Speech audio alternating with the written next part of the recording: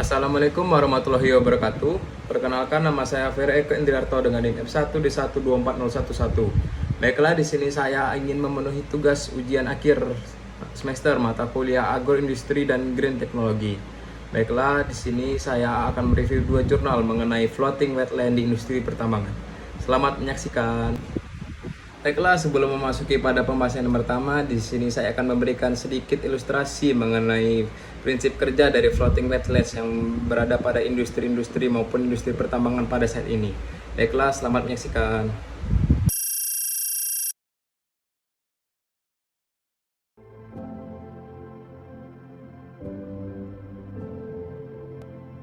The discharge of untreated industrial effluents, along with municipal waste in the environment, pollutes the soil and water while posing a major threat to public health in Pakistan.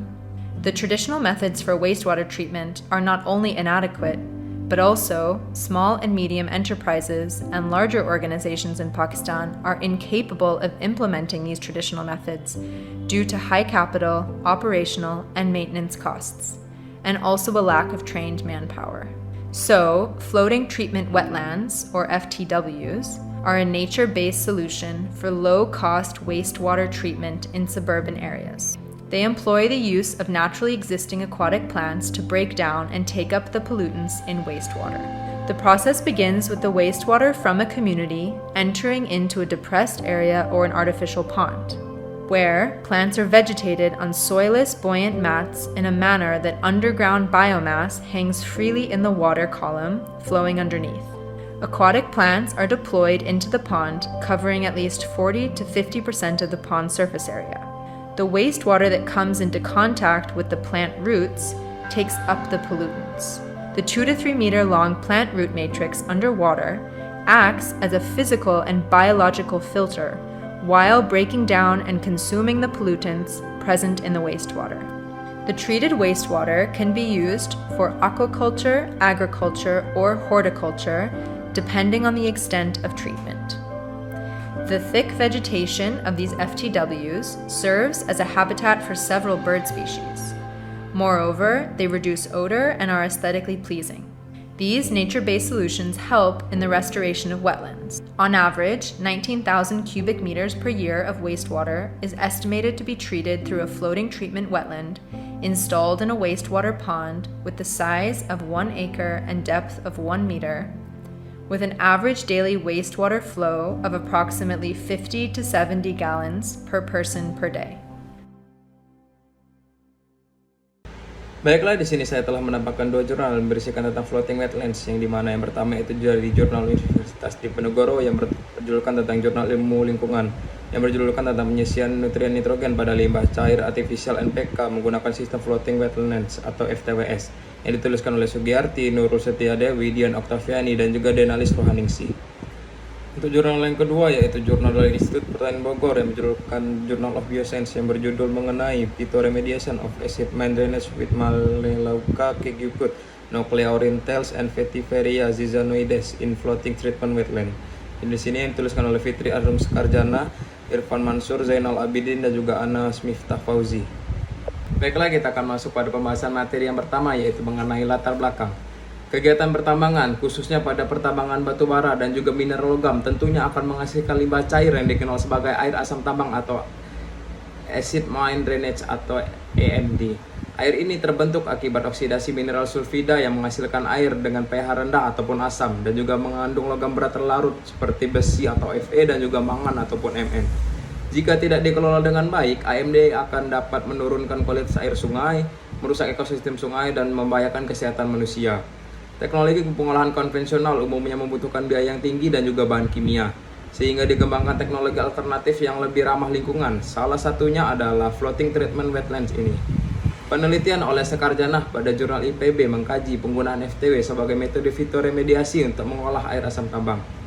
Sedangkan pada jurnal Sugiyarti pada jurnal Universitas Diponegoro akan meneliti efektivitas FTW dalam mempengaruhi kualitas air tambang, air limbah industri melalui mekanisme biologis.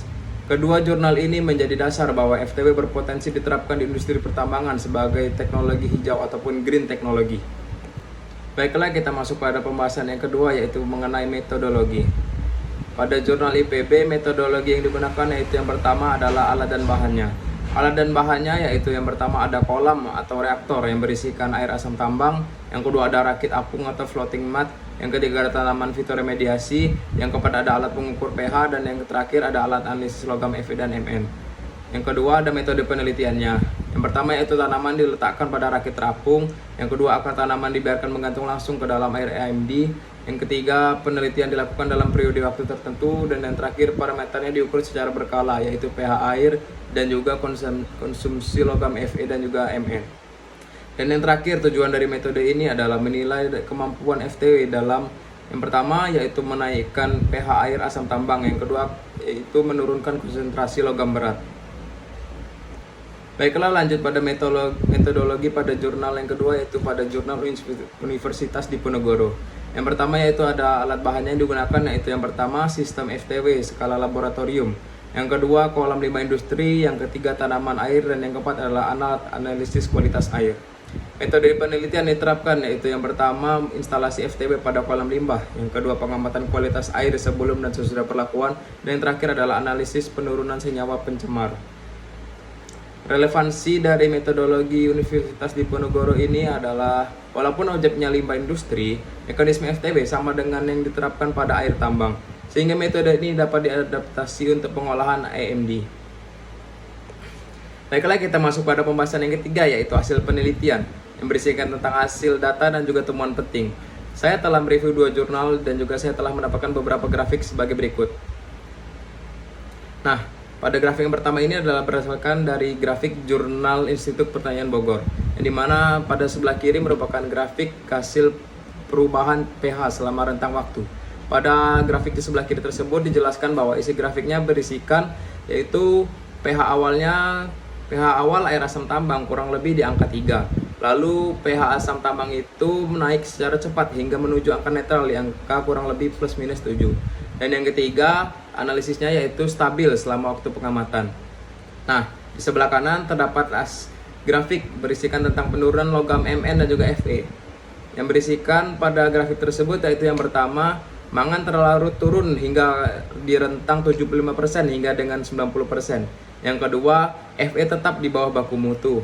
Yang ketiga ada mekanismenya yaitu yang pertama ada pengendapan, yang kedua ada serapan tanaman, dan yang ketiga ada sulfida logam. Baiklah, kita masuk pada hasil penelitian yang kedua yaitu grafik hasil penelitian pada jurnal Universitas Diponegoro yaitu sebagai berikut. Nah, pada jurnal tersebut terdapat 2 grafik yang dimana yang di atas berisikan grafik mengenai perubahan amonia menurun hingga kurang lebih 90%. Yang kedua ada nitrat turun juga hingga sampai 100%. Dan yang terakhir ada total nitrogen yang turun secara signifikan. Dan di bawah terdapat juga grafik yang dimana menjelaskan tentang pH-nya relatif stabil, yang kedua konduktivitas dan juga TDS-nya menurun, dan yang terakhir sistem FTW bekerja secara biologis dan juga berkelanjutan. Baiklah, kita masuk pada poin yang keempat yaitu mengenai pembahasan. Floating Treatment Wetland atau FTW adalah sistem pengolahan air limbah yang menggunakan tanaman air, akar, dan juga mikroorganisme secara sinergis untuk meningkatkan kualitas air.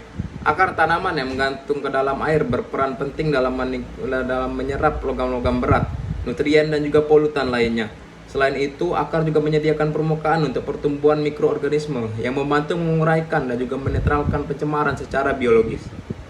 Yang kedua, keunggulan FTW dibandingkan metode konvensional lainnya adalah yang pertama, ramah lingkungan karena tidak menggunakan bahan kimia berbahaya apapun. Yang kedua, biaya operasional rendah dan juga pemeliharaannya sangatlah mudah.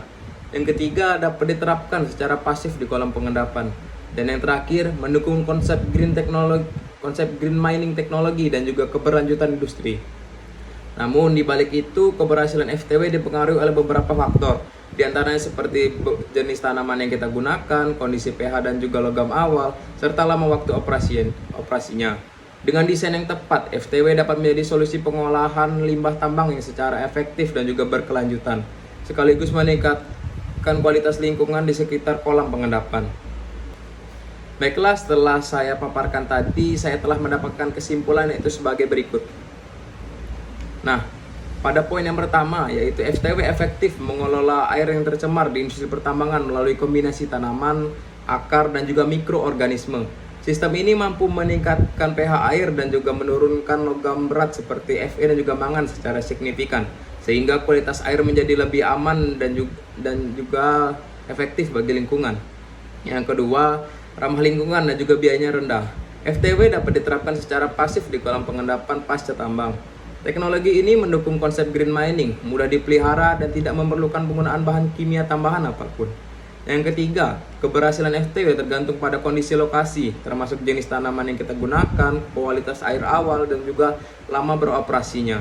Oleh karena itu, desain sistem FTW harus kita sesuaikan dengan kondisi lapangan agar efektivitasnya maksimal. Baiklah, hanya itu saja yang dapat saya sampaikan pada pembahasan materi kali ini untuk memenuhi tugas ujian akhir semester agroindustri dan green teknologi. Lebih kurangnya saya mohon maaf. Terima kasih. Wassalamualaikum warahmatullahi wabarakatuh.